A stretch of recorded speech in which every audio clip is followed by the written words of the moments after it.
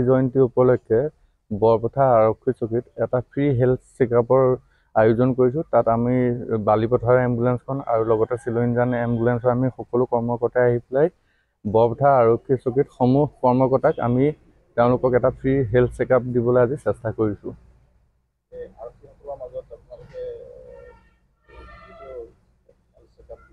হয় হয়, ভালে পাইছোঁ। তেওঁলোকৰ সকলোখিনি আহিছে কৰ্মকৰ্তা, তেওঁলোকৰ গোটেইখিনি কৰ্মকৰ্তাকে আমি এটা ভালকৈ হেল্থ চেকআপ দিবলৈ চেষ্টা কৰিলোঁ।